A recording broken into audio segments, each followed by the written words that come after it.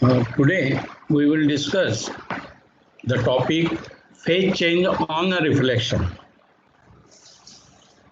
It is also called as a Stokes law,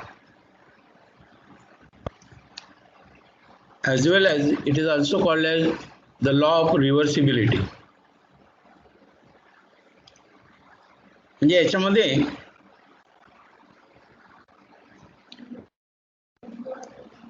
एखादी light ray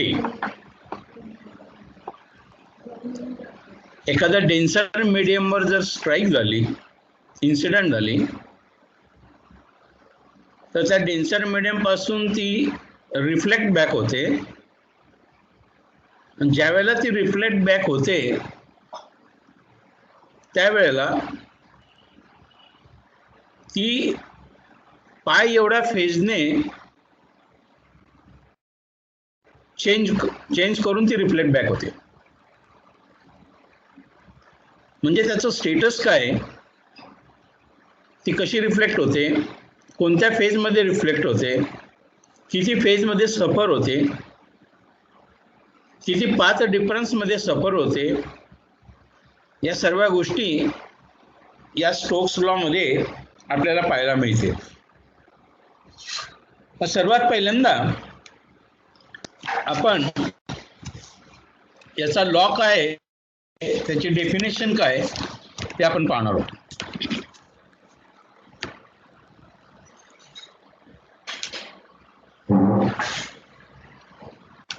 Now the phase change on that of the reflection, that means when the light wave reflected at the surface of a denser medium, म्हणजे assume करा की हा एक medium आहे, हा denser medium आहे. म्हणजे फॉर एक्झाम्पल एखादा मी डस्टर वगैरे असं जर घेतलं तर हा झाला तुमचा denser medium. And if suppose the light it is to be the fall on that, then it is reflected back in the same medium, and then there is a refraction. That means consider this is a surface of that of the denser medium, and if suppose the light, if it is to be the fall on this denser medium, then obviously this is to be the normal. Then this is the incident ray. Then this is to be the reflected ray. And when the light it is to be the travel from that of the rarer medium, that is the air, and one can say that it is to be the rarer medium, to that of the denser medium, then that light it is to be the bent towards to that of the normal, and then refraction it is to be the produced. This is the angle of incident, this is the angle of reflection as the same angle, that is the angle of incident, and this is the angle of refraction, like this. Now in our statement, this light it is to be the reflected from that of the denser medium, then it suffers a phase change by that of the pi. What exactly it means? म्हणजे मी समजा असं मी चालतोय, suppose this person it is to be the moon in this direction, आणि त्याच्यानंतर तो इथे denser मीडियमवर जर तो स्ट्राईक झाला, म्हणजे इथे गेला, तर तो इथून परत ज्या वेळेला येतो, इथून काय होईल, तो बॅक होईल. आणि इथून ज्या वेळेला तो बॅक झाला तर इथे किती अँगलने बॅक झाला, पाय एवढ्या अँगल, 180 डिग्रीने तो काय झालाय, बॅक झालाय. म्हणजे पाय एवढ्या डिग्रीने तो काय झाला, बॅक झालेला आहे. म्हणजे त्याचा पाथ डिफरन्स किती येईल आता, path difference, that is the phase difference is equal to 2 pi upon the lambda into the path difference. That means path difference is equal to lambda by 2. एवढ्या path difference ने तो काय होतो, सफर होतो. आणि हे कसं प्रूव्ह केलं जातं, हे प्रूव्ह करण्यासाठी आता आपण प्रॅक्टिकली ते आपल्याला कसं ऑब्टेन होईल आणि कसं प्रूव्ह करता येईल ते आपण पाहूया.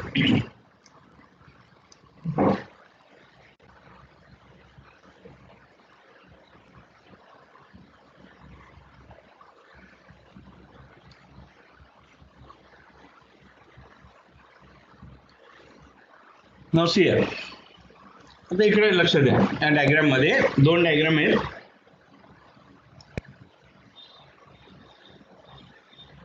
This is the angle of incident. That is I be the angle of incident. That means this is the incident ray.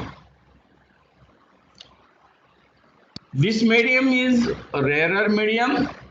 Consider the refractive index of this rarer medium is a mu1. And this part is a denser medium, whose refractive index is mu2. That means mu1 is always less than that of the mu2. Now, light, it is to be the incident on a denser medium, then it is a partially reflected and partially refracted.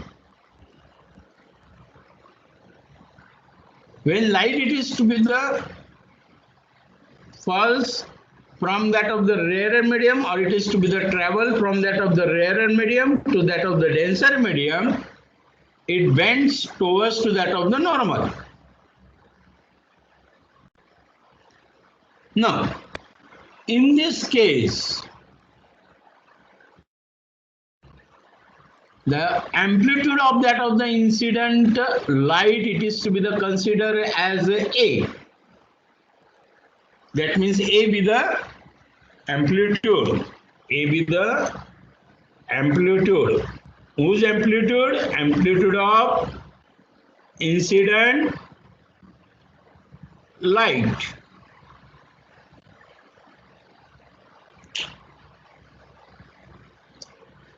And then it is to be the reflected. Then amplitude of this reflected ray is AR1. ते काय असतं मी तुम्हाला सांगतो थोड्या वेळाने. And the amplitude of that of the transmitted म्हणजे refracted ray is AT1. हे पण काय आहे ते मी तुम्हाला सांगतो. म्हणजे याची जी काही amplitude आहे, ही amplitude चे कॉम्पोनंट काही रिफ्लेक्टेड रे मध्ये जातो आणि काही ट्रान्समिटेड रे मध्ये जातो. म्हणजेच काय, the intensity of this light, what is that intensity? Intensity is directly proportional to the square of the amplitude. That means intensity of this light, it is divided into the two parts. One is along this reflected and the another is along that transmitted or refracted. That means the total intensity of this incident light is equal to the intensity of that of the reflected light plus the intensity of this transmitted or refracted light.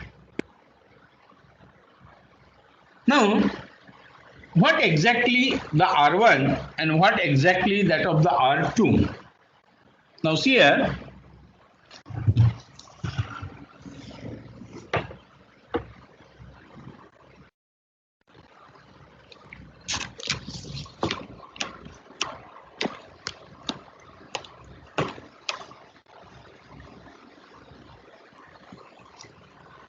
सगळ्यांना blackboard दिसतोय का?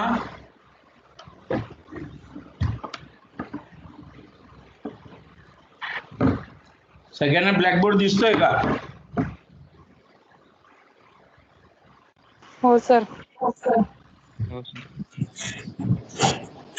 पण right केलेलं समजत नाही काय. दिसत काय नाही, झालं? इयरनी दिसत आहे. काय झालं? ब्लर होतंय.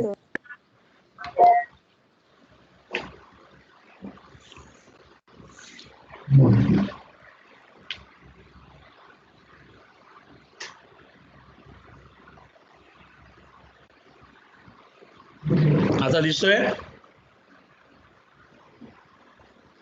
नाही सर.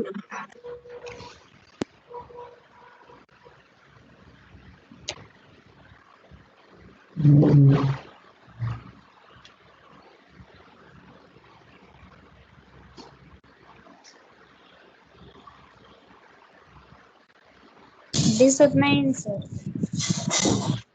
ठीक आहे.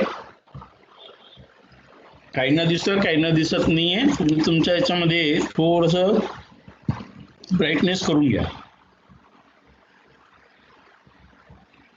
अशी आहे. त्याच्यामध्ये काय आहे? रिफ्लेक्टिंग कोएफिशियंट म्हणजे हा R1. मी जिथे काही बोलत होतो ना, तो काय होतो? R1. Reflecting coefficient is R1. म्हणजे this reflecting coefficient it is to be the R1. तर याची डेफिनेशन काय? म्हणजे त्या मीडियमची capacity, how much intensity of light it is to be the reflected, it depends upon the refractive index of that of the material. Then reflecting coefficient R1 is equal to the amplitude of reflecting wave. Amplitude of reflecting wave म्हणजे reflect झालेल्या light वेव्हची amplitude divided by total amplitude of incident wave. म्हणून R1 is equal to amplitude of reflected wave divided by A. कारण total amplitude of incident wave किती आहे? A. That means the amplitude of reflected wave is equal to A into the R1. A into the R1. That means here the amplitude of the reflecting wave it is equal to A times R1. What is the R1? The R1 is the reflecting coefficient. R1 be the reflecting coefficient. Similarly, in case of this transmission, transmitting coefficient is equal to T1. That means how much amount of that of the intensity of the light which is to be the transmitted through this medium, that indicates by that of the transmitting coefficient. Then this transmitting coefficient T1 is equal to again amplitude of transmitted wave. This is the amplitude of transmitted wave divided by total amplitude of incident wave. मग आता amplitude of transmitted wave किती आली? मग A times T1 आली. किती आली? A times T1 आली. आता होतं काय? The intensity of that of the incident light must be equal to the summation of the intensity of the reflected light as well as the transmitted light. Why it is so? Because there is a law of conservation of energy. Law of conservation of energy, what it suggests is energy cannot be created or cannot be destroyed. हे झालं तुमचं law of conservation of energy. My energy is nothing but the power. Power is nothing but the intensity. And the intensity of that of the light is directly proportional to the square of amplitude. हे लक्षात ठेवा. म्हणजेच काय की intensity of this light it is to be the conserved. That means intensity of incident light is equal to the summation of that of the intensity of the reflected light as well as a transmitted light. मग तो जर law आपण use केला तर काय येईल? Then according to the law of conservation, आता intensity is directly proportional to the square of amplitude. That means A square is equal to याची amplitude किती होती? A times R1. That means A square R1 square. याची amplitude किती होती? A times T1. What is the T1? T1 is nothing but a transmitting coefficient. Therefore, it is equal to a square T1 square. And hence, 1 is equal to, म्हणजे a square जर cancel आला, तो 1 is equal to R1 square plus T1 square. म्हणजे T1 square बरोबर काय आला? 1 minus R1 square. हे पहिले इक्वेशन आलं. आता इथे आपण सेकंड डायग्राम मध्ये जाऊया.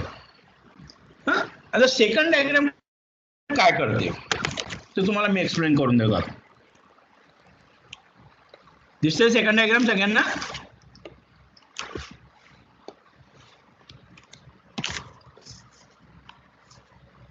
बरोबर आहे. आता सेकंड डायग्राम मध्ये मी काय करतोय, हा तुमचा काय होता? इन्सिडेंट होता. हा तुमचा काय झाला? रिफ्लेक्ट झाला. हा जो काही रिफ्लेक्टेड रे होता तिथे एक मी मिरर लावला.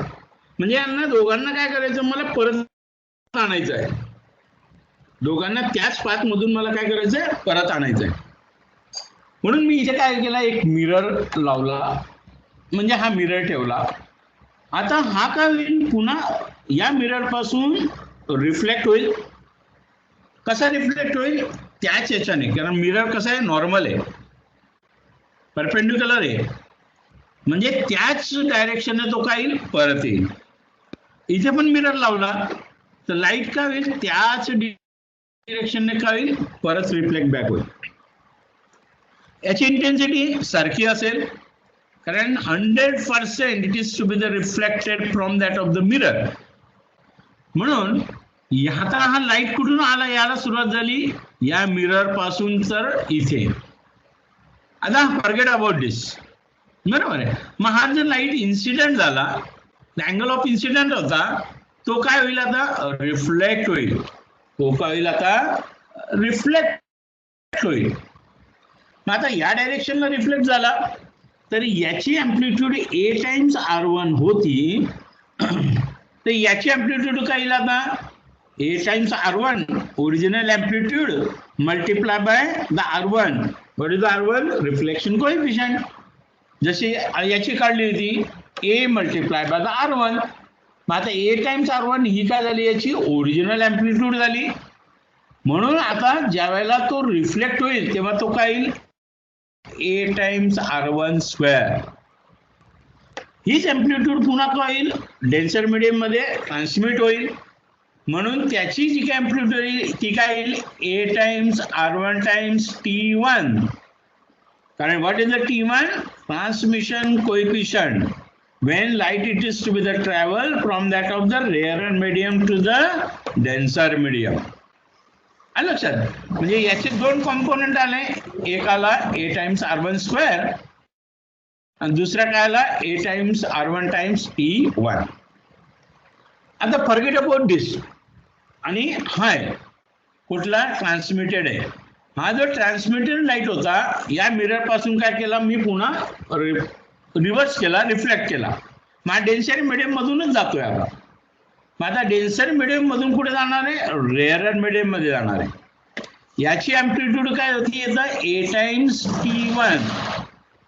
when light it is to be the travel from that of the denser medium to that of the rarer medium, it bends away from that of the normal. away from that of the normal.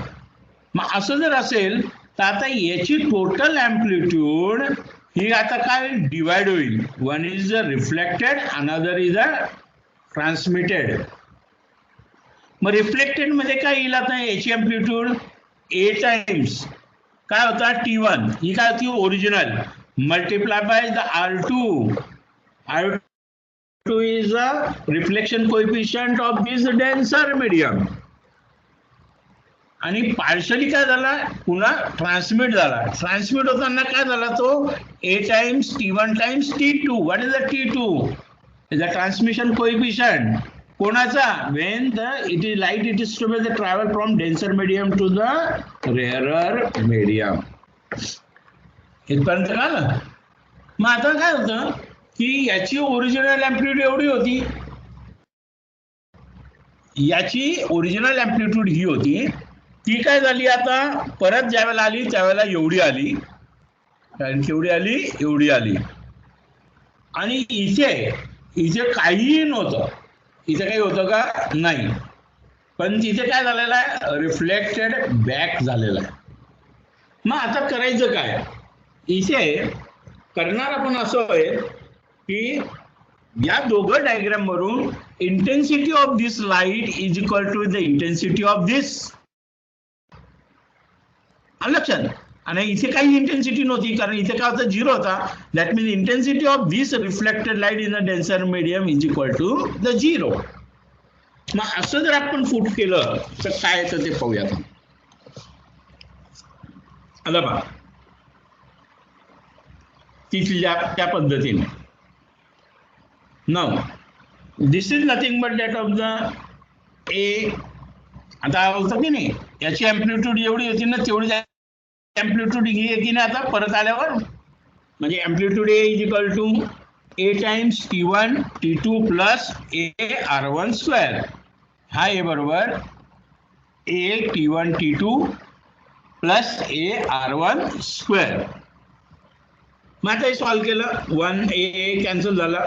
1 is equal to T1 T2 plus R1 square.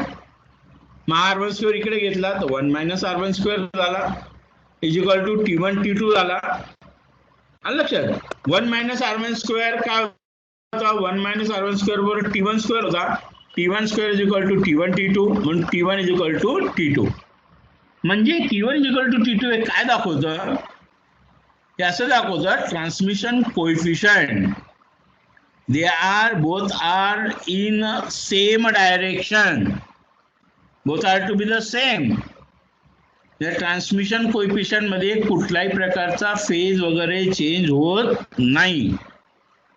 पण आता इथे काय होतं, ही value बरोबर 0, कारण इथे नाहीये. म्हणून मी काय लिहिलं, A R1 T1 plus A T1 R2 is equal to 0. मग आता ए कॅन्सल झाला, T1 कॅन्सल झाला, R1 plus R2 is equal to काय झाला, 0. therefore R1 is equal to काय आला, मायनस दी R2 आला. what it indicates, negative side sign indicates that this is to be the, there is a change in the phase. Reverse आलाय तो. आपण जर पुढे जातोय, काही ऑब्स्टेकल आला की आपण कसं आलो, मागे आलो. कसं आलो, मागे आलो. सरळ जाऊन जेव्हा मागे येतो त्यावेळेला काय होतो, निगेटिव्ह डायरेक्शनला जातो. म्हणजे positive x and then there is a negative x. त्यावेळेला अँगल किती बदलला, पाय एवढा. म्हणजे फेज किती झाला, पाय एवढा बदलला. आणि हा जो काही फेज चेंज झाला, that is nothing but our Stokes law. Stokes law काय म्हणतो, when the light it is to be the reflected back from that of the denser medium, it suffers by an angle or phase angle is pi, or the path difference is lambda by 2. म्हणजे याचा अर्थ काय होतो की एखादी जर मी light घेतली, म्हणजे ही तुमची अशी समजा वेव्ह असली, तर या वेव्ह मध्ये क्रिस्ट आहे, ट्रफ आहे, बरोबर आहे. मग असं जर असेल तर ही वेव्ह आहे, ही क्रिस्ट आहे, ट्रफ आहे, क्रिस्ट आहे, ट्रफ आहे, क्रिस्ट आहे. That means when the crest of this light wave from rarer medium, कुठून, रेअरर मीडियम पासून द डेन्सर मीडियमच्या या पॉइंटला जर क्रिस्ट गेला तर काय तयार होईल, ट्रफ तयार होईल. काय तयार होईल, ट्रफ तयार होईल. कारण एका क्रिस्ट आणि एका ट्रफ मधला अँगल किती असतो, पाय एवढा असतो. म्हणजे याचा काय झाला, फेज चेंज होतो. क्रिस्ट वरून काय होईल, ट्रफ तयार होईल. पण डेन्सर मीडियम मधून रेअरर मीडियम मध्ये जर जायचं असेल तर तो ट्रिप हा जो काही इथे काय होता, आता ट्रफ आहे तर हा ट्रफच राहील. ट्रफचा ट्रफ राहील, क्रिस्टचा क्रिस्ट राहील. म्हणजे इथे चेंज होत नाही. In this way, one can prove this Stokes law, that is a phase change on that of the reflection. आता actually